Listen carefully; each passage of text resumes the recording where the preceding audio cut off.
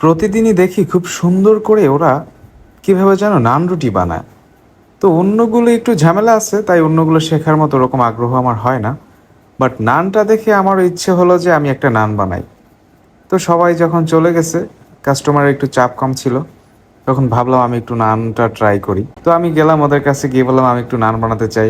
তো ওরা আমাকে সবাই সাপোর্ট করলো যে এভাবে এভাবে করতে হয়।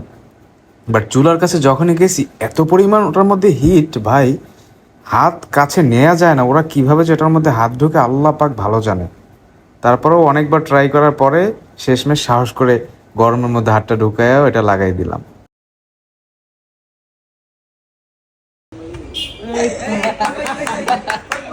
তো ফাইনালি আমি যখন নানটা চুলার মধ্যে দিয়েছি, তখন নানটা প্রায় উঠে যাচ্ছিল। ওরা আবার ওইটাকে ঠিক করে দিল। ফার্স্ট টাইম নান বানাচ্ছি। ফাইনালি নানটা খুব সুন্দরভাবে লেগেছে। আর মাশাআল্লাহ কত সুন্দর চেহারা দেখেন।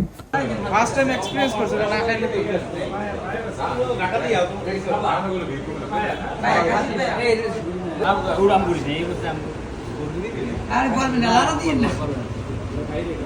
নানটা যখন প্রপারলি হয়ে গেছিল, তখন ওরা আমাকে দেখিয়ে দিচ্ছিল যে কিভাবে নানটাকে ওখান থেকে বের করতে হবে।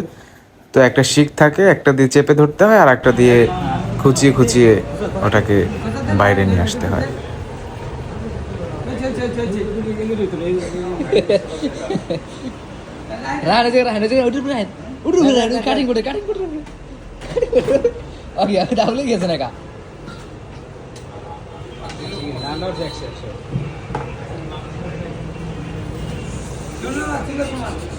মাশাআল্লাহ নানটা খুব সুন্দর হয়েছে, চেহারাটা এত সুন্দর লাগতেছে, লোভনীয়, যে দেখলে মনে হয় খেয়ে ফেলি এখনই।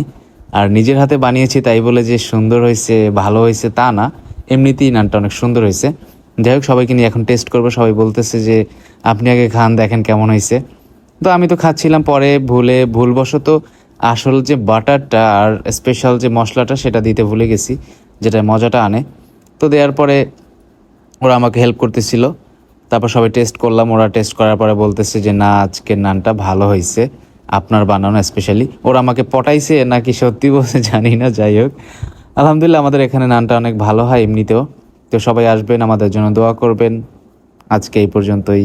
আল্লাহ হাফেজ।